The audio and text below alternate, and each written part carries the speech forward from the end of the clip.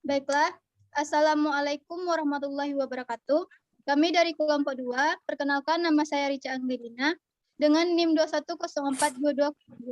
Saya selaku moderator dengan rekan-rekan saya yaitu Fitri Andini, Muhammad Fazrul Hisham, dan Putri Maisada. Baiklah, pada kesempatan kali ini, kami akan mempresentasikan mengenai materi ruang lingkup teori sosial dan manfaat teori sosial dalam administrasi publik. Di mana ruang lingkup teori sosial terbagi menjadi 3 golongan, yaitu ruang lingkup teori sosial dari sudut pandang sejarah, ruang lingkup teori sosial menurut teori hegemoni, dan ruang lingkup teori sosial secara garis besar. Di mana ruang lingkup teori sosial dari sudut pandang sejarah yang akan dijelaskan oleh saya sendiri, yaitu menurut Wilhelm Dilthey. Menurut Wilhelm Dilthey, ruang lingkup teori sosial yaitu sosiologi yang dikembangkan Chomsky dan Spencer bersifat ilmiah semu karena memberikan penjelasan sebab akibat. Yang selanjutnya yaitu ruang lingkup teori sosial menurut Giovanni Levi. Giovanni Levi adalah seorang sejarawan mikro. Ia bisa memfokuskan pada satu individu, satu kejadian, atau satu masyarakat kecil sebagai objek. Selanjutnya yaitu materi ruang lingkup teori sosial menurut teori hegemoni yang akan dijelaskan oleh Muhammad Fazrul Hisham. Kepada Muhammad Fazrul Hisham, kami persilahkan.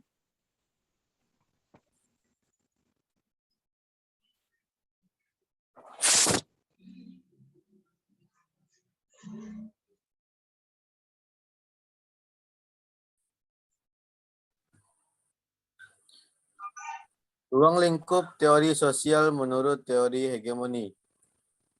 Yang pertama menurut Antonio Gramsci.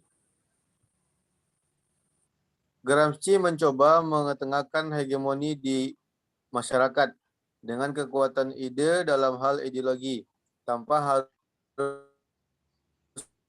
kekuatan senjata.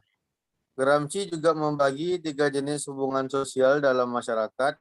Yang pertama dari segi ekonomi, sosial, civil society, dan political society.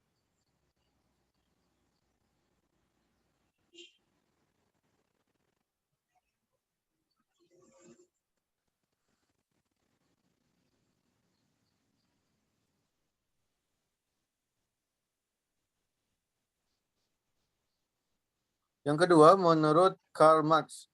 Marx lebih melihat konflik kelas sebagai faktor sosial yang empirik dan objektif. Menurut Marx, konflik kelas adalah sebagai faktor sosial yang empirik dan objektif.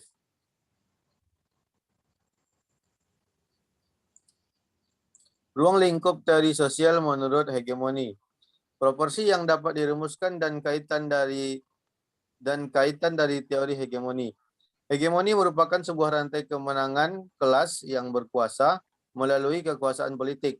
Hegemoni cenderung mengembangkan upaya yang berkesinambungan melalui pendidikan dan kelembagaan. Hegemoni Gramsci merupakan perkembangan kesadaran yang menghasilkan perubahan revolusioner. Hegemoni merupakan transisi menuju sosialisme.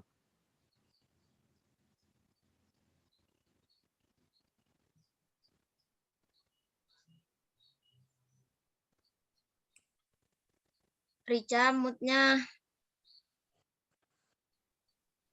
Baiklah, terima kasih kepada Muhammad Fazrul Hisham. Selanjutnya yaitu ruang lingkup sosial secara garis besar yang akan dijelaskan oleh Fitri Andini. Kepada Fitri Andini, dipersilakan. Baik, terima kasih moderator. Selanjutnya yaitu ruang lingkup sosial secara garis besar, yaitu meliputi sistem keyakinan atau agama, politik, ekonomi, ideologi, dan pendidikan. Yang pertama itu ruang lingkup dari segi sistem keyakinan atau agama. Dari segi sistem keyakinan, perilaku sosial sangat diperlukan, di mana jika mengkaji di negara kita, Indonesia terdapat beragam agama yang dianut masyarakat, sehingga tindakan sosial diperlukan agar setiap individu dapat menjalin interaksi sosial yang baik dengan saling menghargai antar umat beragama. Yang kedua itu ada di lingkup politik. Dalam politik, interaksi sosial yang paling banyak terjadi ialah antara politisi dengan rakyat, pejabat dengan pejabat, dan para audiensi yang termasuk ke lingkup politik. yang mana teori sosial ini diperlukan untuk mengarahkan untuk berinteraksi dengan baik sehingga tidak menimbulkan perpecahan atau kesalahpahaman antar audiensi politik. Teori sosial juga diperlukan ketika para politisi berinteraksi dengan rakyatnya baik dari segi mengayomi, menjalin silaturahmi, dan lain-lain. Dalam ruang lingkup politik ini, teori sosial juga perlu dalam menyikapi para pelanggar-pelanggar hukum seperti pelecehan, korupsi, kekerasan, dan sebagainya. Selanjutnya itu ada di lingkup ekonomi. Berbicara mengenai ekonomi, secara garis besar interaksi sosial lebih banyak terjadi di pelaku ekonomi. Untuk mencapai suatu kegiatan ekonomi yang baik dan lancar, para pelaku ekonomi harus mampu berinteraksi antar pelaku ekonomi lainnya. Terjalinnya hubungan-hubungan ini merupakan suatu hal yang disebut tindakan sosial yang berdasarkan teori-teori sosial.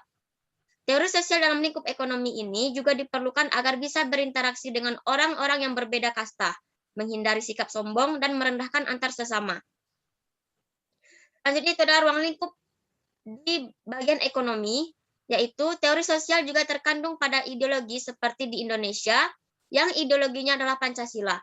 Di dalam sila-sila Pancasila juga sesuai dengan teori-teori sosial, karena interaksi rakyat diatur pada Pancasila, baik itu interaksi keagamaan sesuai sila pertama, interaksi kemanusiaan sila kedua, interaksi menciptakan persatuan sila ketiga, interaksi musyawarah mufakat pada sila keempat, dan yang terakhir interaksi keadilan sosial pada sila kelima. Terakhir yaitu ruang lingkup dari segi pendidikan, yaitu dalam ruang lingkup pendidikan ini, teori sosial memiliki peran penting untuk mengatur interaksi-interaksi, contohnya seperti antara guru dengan murid. Penerapan teori sosial dalam lingkup pendidikan dapat berupa atensi atau memperhatikan, retensi atau mengingat, memproduksi gerak motorik, ulangan, penguatan, dan motivasi. Sekian dulu pembahasan saya kembalikan kepada moderator. Baiklah, terima kasih kepada Fitri Andini.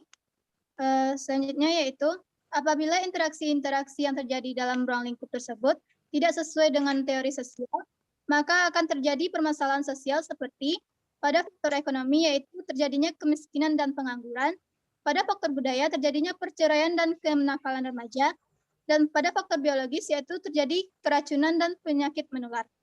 Baiklah, selanjutnya kita masuk pada materi yang kedua yaitu manfaat teori sosial yang akan dijelaskan oleh Putri Maisanda. Kepada Putri Maisanda kami persilahkan.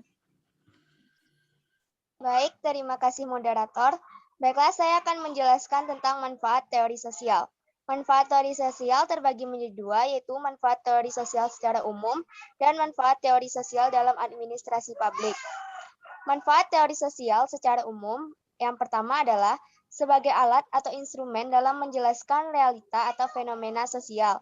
Yang kedua, sebagai alat analisis sosial atau tool of analysis terhadap fenomena sosial yang diamati. Yang ketiga, sebagai sarana atau upaya untuk peneliti untuk melakukan konstruksi, rekonstruksi, atau dekonstruksi teori terhadap realita atau fenomena sosial yang akan diamati dengan persyaratan relevan atau layak, applicable atau manageable yang artinya dapat dilaksanakan, replikan yang artinya dapat didaur ulang, dan konsisten yang artinya runtut dan sistematik. Yang kedua, manfaat teori sosial dalam administrasi publik. Dalam administrasi publik, teori sosial berperan mengatur interaksi-interaksi antar pelaku dalam melayani kepentingan publik. Sekian pembahasan dari saya kembalikan kepada moderator. Baiklah, terima kasih kepada Putri Maisanda.